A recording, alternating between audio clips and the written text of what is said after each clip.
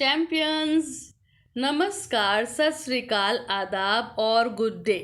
हमारी संस्कृति हमारी धरोहर के नए एपिसोड में आप सबका बहुत बहुत स्वागत है। बच्चों, आज मैंने आपके लिए कबीर दास जी का बहुत ही प्यारा दोहा चुना है। पोथी पढ़ पढ़ जग मुआ, पंडित भया न कोय, ढाई आखर प्रेम का, पढ़े सो पंडित होए कबीरा, पढ़े सो पंडित होए।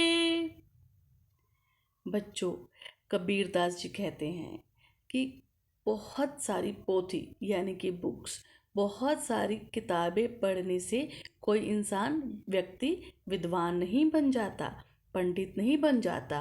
पंडित हम उन्हें कहते हैं जिनके पास बहुत सारी नॉलेज होती है, जिनके पास बहुत ज्ञान होता है और वो प्यार से भी बात करना जानते हैं। ठीक है।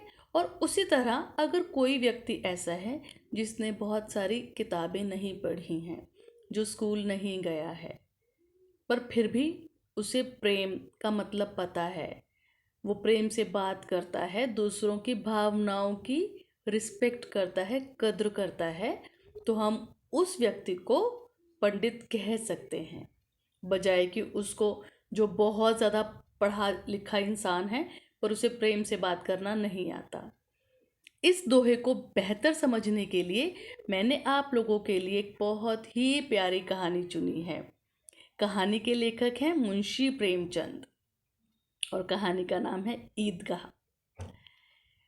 रमज़ान के रोज़ों के बाद ईद आई थी। ईद का पर्व था। चारों तरफ रौनक थी। गांव में चारों तरफ खुशहाली थी। चारों तरफ से बढ़िया बढ़िया पकवानों की खुशबू आ रही थी। हम लोग खुश होते ना जब फेस्टिवल्स होते हैं, इसी तरह से ईद के त्यौहार पर चारों तरफ रौनक थी और खुशियाँ थी, खुशी का माहौल था।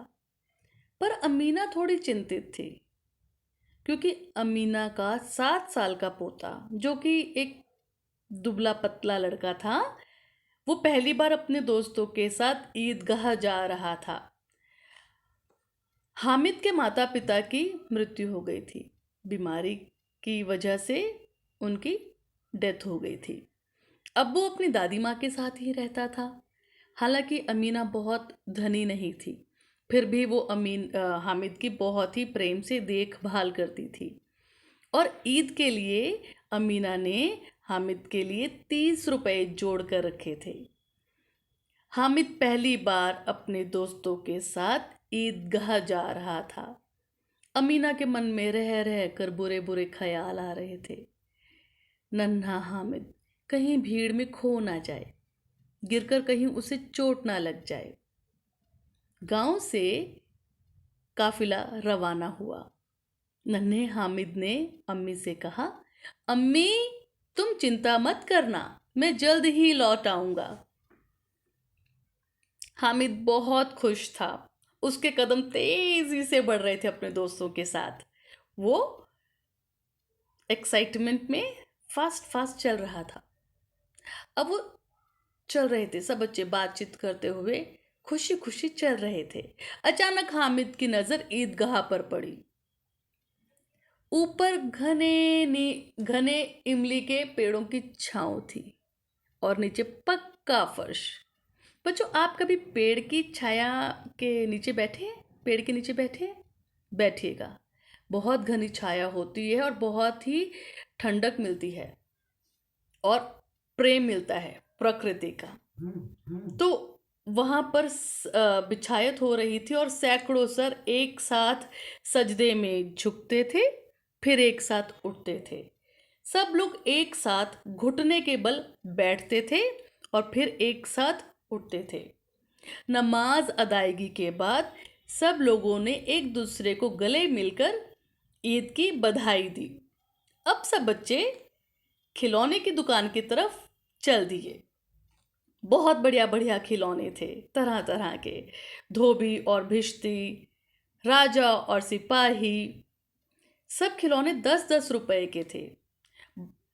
सब दोस्तों ने अपनी अपनी पसंद के खिलौने खरीद लिए, पर हामिद ने कोई खिलौना नहीं खरीदा। हामिद को खिलौने महंगे लगे। अब सब बच्चे मिठाई की दुकान की तरफ चले। सब ने अपनी अपनी पसंद की मिठाई खाई। किसी ने लड्डू तो किसी ने जलेबी, किसी ने गुलाब जामुन तो किसी ने बर्फी। आप लोग भी खाते हैं ना, यम्मी यम्मी मिठाई। पर हामिद ने यहाँ भी कुछ नहीं खाया। मिठाई की दुकान के साथ एक दुकान थी जहां लोहे का सामान मिलता था, पर बच्चों के लिए वहां कुछ ऐसा नहीं था जो वो खरीद पाते। कोई खिलौना नहीं था। हामिद की नजर अचानक एक चिमटे पर पड़ी और उसे अपनी दादी का ख्याल हो आया। अम्मी जब तवे से रोटियां सेकती हैं तो उनके हाथ जल जाते हैं। हामिद ने दुकानदार से पूछा, भैया ये चिमटा कितने का है? दुकानदार ने कहा, 40 रुपए का। नन्हा हामिद, हामिद का दिल बैठ गया। फिर हामिद ने हिम्मत जुटाकर पूछा, 30 का देते हो? दुकानदार ने कहा, ठीक है ले लो। हामिद चिमटा लेकर बहुत खुश था। उसे लगा था कि मैं ये चिमटा दादी को दूंगा और दादी गले लगाकर मुझे बहुत प्यार करेंगी। और वो गर्व से उस चिमटे को अपने कंधे पर लेकर, जैसे सोल्जर्स अपनी बंदूक अपने कंधे पर रखकर गर्व के साथ चलते हैं, ऐसे ही नन्हा हामिद चिमटा लेकर अपने दोस्तों की तरफ आया। जब दोस्तों ने उसका चिमटा देखा, उन्होंने बोला, पागल कहीं का, ये कोई खिलौना है? तो हामिद ने कहा, तुम्हारे खिलौने तो मिट्टी के हैं, जरा सा टूटेंगे तो चकनाचूर हो जाएंगे। मेरा खिलौना देखो कितना मजबूत है। सब बच्चों ने उस चिमटे को हाथ में पकड़कर देखा और उन्हें हामिद की इंटेलिजेंसी पर लगा कि वाकई ये तो आयरन है, इसको तो कोई नहीं तोड़ सकता। अब सब लोग वापस गांव की तरफ चल दिए। गांव में चहल पहल की आवाज सुनकर अमीना दरवाजे पर दौड़ती हुई आई। हामिद के हाथ में चिमटा देखकर बोली, ये कहां से लाया? कितने का है? हामिद ने कहा, 30 रुपए का। अमीना का दिल बैठ गया। सुबह का गया हुआ, ना कुछ खाया ना कुछ पिया, और ये चिमटा खरीद कर ले आया। हामिद ने कहा, अम्मी जब तुम रोटियां सेकती हो तो तुम्हारे हाथ जल जाते हैं, इसलिए मैंने ये चिमटा खरीदा, अब तुम्हारे हाथ नहीं जलेंगे। अमीना सोच में डूब गई। नन्हा सा बच्चा मेले में गया, उसके दोस्त भी गए, उन्होंने खिलौने खरीदे होंगे, मिठाई खाई होगी, और इसी मेले में भी बूढ़ी दादी का ख्याल था। अमीना ने हामिद को गले से लगाया। अमीना की आंखों से आंसू बहे जा रहे थे और नन्हा हामिद दादी की गोदी में सिकुड़ा जा रहा था। दादी माँ ने हामिद को अपने गोदी में बहुत प्यार किया, हग किया। बच्चों, हमें इस कहानी से क्या सीखने को मिला? कभी कभी चीज़ों की इतनी वैल्यू नहीं होती, इतना मूल्य नहीं होता जितना कि भावनाओं का होता है। इसलिए अगर आपका कभी खिलौना टूट भी जाए तो भी मम्मी पापा से नाराज़ नहीं होना, अपने छोटे या बड़े बहन भाई को गुस्सा नहीं करना। खिलौने फिर मिल जाते हैं, भावनाओं को ठेस नहीं पहुंचाना। Respect your parents, respect your brother sister, respect your family, respect your grand parents, respect your country. जय हिंद। अगले एपिसोड में नए दोहे और नई कहानी के साथ फिर आपके साथ मिलूंगी। तब तक के लिए स्टे ब्लेस्ड, गुड बाय।